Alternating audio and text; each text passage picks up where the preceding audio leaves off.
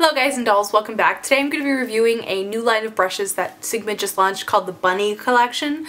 So there's Mrs. Bunny, which are I was going to say yellow. So there's the blue and pink set, which is the Mrs. Bunny. It's kind of like girly, get it? And then they have this really cool holographic lettering on it. They also have the same holographic lettering that the Make Me Crazy brushes have, but it shows up better on the Make Me Crazy ones because of the dark base. That's the only minor thing that like you can't see the funness, but that said, I still prefer the pink and the blue to the Mr. Bunny collection, which is like the more traditional black and silver. So what's special about this particular launch is that they're all vegan. So there's no animal hair used whatsoever. So if you are trying to find, completely synthetic brushes, either you have an allergy. I actually have a really good friend who has an animal hair allergy, and so she can't even use like regular, animal hair brushes on her face. Or if you are yourself a vegan, or if you're a makeup artist and maybe you have clients who are vegans and are asking you for synthetic only, I know the options for really great brushes are limited, so this is another great place to get those brushes. And then also, beyond the fact that they're like animal free and all that great stuff, they're also really fantastic brushes. I mean, let's face it, if they were, cruelty free and vegan and all these great things but they sucked, then who cares? But the fact of the matter is they're awesome! Now my brushes are dirty because I just used them to film this tutorial, so if you'd like to see that, I will have that up in a day or two. And then on my blog I actually have like a comparison of these brushes to some of the previous sets, since I know I haven't done a Sigma brush review in a long time, so to kind of refresh your memory. We're going to go ahead and start with the eye brushes because I just used them to do my makeup, so it makes it kind of convenient. First one is the large shader brush. Whether it's a synthetic version or the previous versions, it's not a brush I reach for like super often. I usually just use it for a wash all over the lid. It's kind of an awkward size. It's a little bit large for the eye and it's too small to be really useful for foundation. And for concealer, I have other brushes that I prefer. But for me, this new synthetic version is perfect for applying things like paint pots or any kind of cream product to the eye because it's synthetic, so it won't break down over time from being used with cream, which can happen with natural hairs. It's just like your own, head hair. But when it's synthetic, it's not going to absorb the cream. And we're going to talk about the E70. This is the angled shader. This is another one that it's usually not one that I reach for very often. Some of the previous versions that I have here just kind of end up sitting in my little brush thingy until all my other ones are dirty and then I have no choice but to use it. I actually like this version because it's not as flimsy as the previous versions, but actually has some give there. And so it's really great for doing highlight or inner corner work. So I like it better than previous editions, but it's not necessarily going to become an instant favorite, although I do kind of like how stiff it is, and I'm thinking this little tip thing might be good for making some magic happen in the crease. I don't know. We'll play with it more. What should we do next? Let's talk about this guy. This is the E55. So we're gonna go on a little trip down memory lane. Years ago, when Sigma first launched its first brush set, and they used to call this brush the SS239. I think I was just turned off by its shape and the fact that it wasn't as stiff as my normal shader brushes. And since then, I don't feel like I've ever really given it a chance. I've always just thought, okay, well, Sigma doesn't make a shader I like. That's just always been in my head, so I just don't even try it, don't go for it. I put it in my little bucket with my other shaders and, just pretty much ignore it. So then a few months ago, Sigma launched the Make Me Crazy. They have like the make me blush, make me this, make me that. Anyway, the purple one I think is called Make Me Crazy. It has this beautiful purple handle, pink ferrules, and then holographic silver writing. Hello, how much do I love this? So anyway, when this came out, I was like, you know what? I'm gonna give the E55 another chance because it's pretty and I want to use it. I'm not gonna lie, don't judge me. And once I really started using it, I noticed that I really liked it. It worked for me, not against me. The rounded shape worked really well on my lid, but it also worked well in the crease if that's how I chose to use it. It also works well under the brow because, again, it has that nice rounded shape. I don't know why I didn't realize how genius the rounded shape was, but whatever. And then also, because it's not as super stiff as some of my other shading brushes, it's great for those types of shadows that are flakier. So like 120 palette or like those cheapy palettes, some of them have like really flaky textures. Inglot shadows, Wet n Wild, Sugar Pill, all these like flakier textures, or like softer where like a lot of like dust gets kicked up. This one actually works really well for that because it's not as stiff and it doesn't disturb it so much, but then also because it's so graduated, it can pick up whatever it messes up. Anyway, so this one here, the vegan version, is a little bit more stiff, so I think that this one will be better. In fact, I know it will be better for like harder eyeshadows like MAC that are pressed really hard, because it has more like so it really gets some eyeshadow on there. I used it today to apply Sable to my eyelid and loved it. I think the synthetic brushes actually work really well with shiny eyeshadows. Alright, now we're getting to the bunny version of the E30 pencil brush. This is a brush that actually lives up to its name, and I am so in love with this, it's not even funny. So let me see if I can find another one by Sigma. Okay, so this is the regular pencil E30.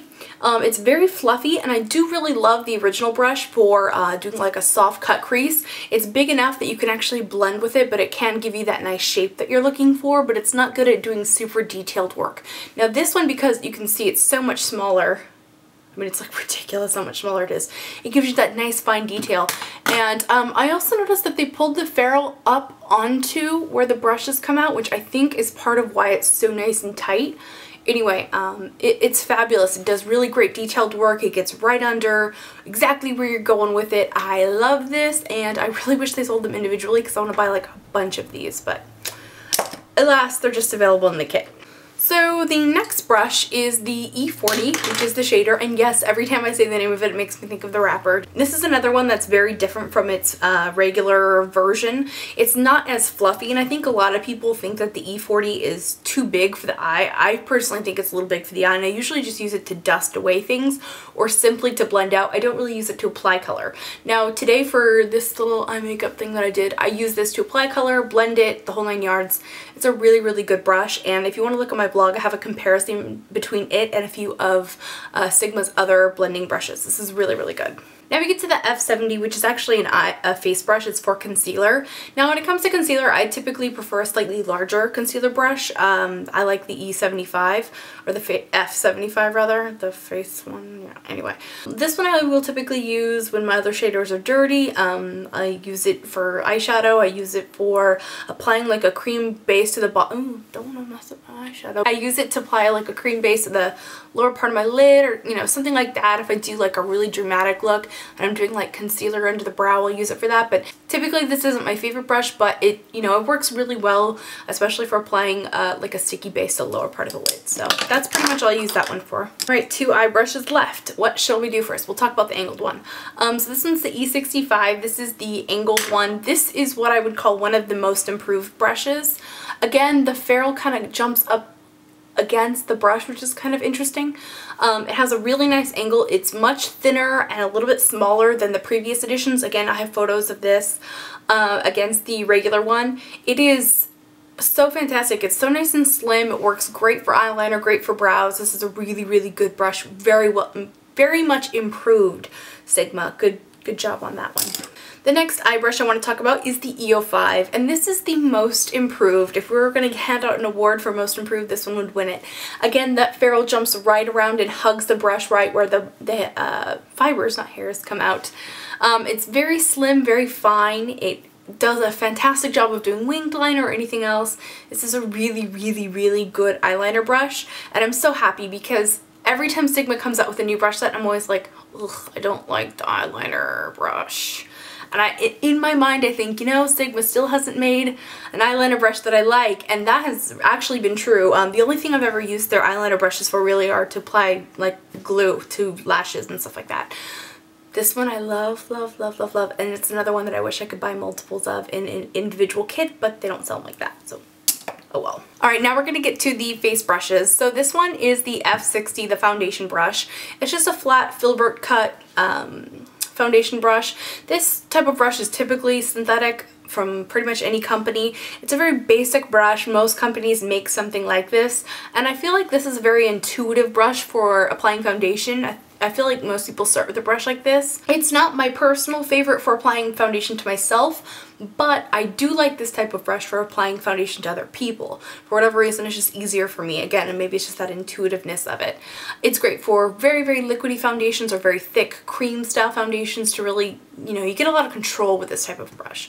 This one is slightly less thick than the original from Sigma, the original F60, and it's also smoother and a bit softer. The Sig Max fibers really are just so soft, and that really comes through when you're putting it on your face. So the next brush is the F50. This is the duo fiber. Now, the purpose of a duo fiber brush is typically that there's the natural hair on the bottom and the synthetic on the top. Now, since this is all synthetic, I don't know if it's ever going to look like my others do, where they look nice and skunked through. I don't know, because I haven't used it with a liquid, and typically that's when it starts to look more separated like this one does. So this type of brush is not typically really one of my favorites. It's not a go-to, it's not a must-have for me. The only thing I really regularly use this for is to sweep away fallout, because the hairs are not so dense that you end up blending it into the skin. You can just kind of wick it off. A lot of people like to use this for foundation, liquid foundations, but I find that it's either, you know, if you use the stippling method, I find it to be very spotty and takes forever, or it absorbs too much product, or it's kind of streaky if you do the buffing method. You know, either way, it just doesn't really work for me. I use it for powder and blush in a pinch. It's cool that it's there. This isn't one of the ones where I'm like, oh my god, you have to have this brush. But this is a staple for many people, so it could just be my opinion that I don't really dig it so much. Alright, so now we're going to talk about the F40, the angled contour brush, which I love. This is comparing it to the regular F40, and as you can see, the regular F40 is much bigger than the new vegan bunny kind. This one is, you know, it's not as big or round, it's not as wide, all that good stuff. It's much smaller. So all that said, because it's smaller, it actually makes it better for contour, because that way you can get it more precise. So this brush is like rubbing your face. For me, I'm having a little moment right now. Okay, it's really soft. It's very smooth. Oh, I love this brush, and it's really great for contour. So all around, awesome, genius brush. Another one I wish I could buy individually. And then we get to the big poof ball, as I like to call it. In fact, I'm calling this my chinchilla brush, because that's what it feels like. This is the F30. This is Sigma's large powder brush. It is so soft. I am like literally in disbelief. I actually have a chinchilla as a pet. His name's Tripod, and this feels like petting him, if not maybe a little bit better. No joke. It is so soft. I can't even believe it. Anyway, this is a really great brush. In terms of it being super soft, it feels very luxurious to rub it all over your face. It picks up just the right amount of powder. Lately I've been liking to use a fluffy brush to apply a setting powder, because I've been using liquid and airbrush makeup instead of powder foundation, which I used to use. TMI, but this is just... there are no words. Even Mr. Vintage or Tacky was like, wow, that's really nice. So that concludes my Sigma Bunny collection review. These brushes, again, they're all vegan. They're super soft. They won't absorb your cream products, so they're good to use with powders, creams, people with sensitive skin, the whole 9 yards. Another thing to mention is that synthetic brushes do not hold bacteria as much as natural hair. So they're also good for people who are prone to acne. Hi, my name's Cora. I'm prone to acne. Really all around a fantastic brush set. Super soft. I also found that they don't take as long to dry as the like synthetic kabukis that they make, like the Sig Max ones, because these are super dense. That's why they take so long to dry. These ones dried pretty fast. Like the next day they were ready to use. And normally with my Sig Max kabukis I have to give them like a couple days to fully dry. So fantastic. I just love these. Plain and simple. There is not one brush in the bunch that I think is a bad brush, and that is saying quite a lot. You guys know that if something is not right, I will let you know, and these are pretty right. Please do check out my blog. I have photos of all of these brushes with their Sigma counterpart, or their, I mean, they're all Sigma, but with their like previous version counterpart. I also never really got around to reviewing the Make Me Crazy brush set, and at this point there's so many other launches that I'm going to talk about that unfortunately, I don't know if I'll ever do a review for these. However, if you go to my blog, most of the comparison brushes that I show are from the Make Me Crazy, so it's kind of a twofer review, so cool beans. Anyways, I hope that you guys are having a fantastic day. I will see you guys in my next video, and remember to be vintage or tacky. Just be yourself. Bye. That was so awkward the way I said that. Whatever.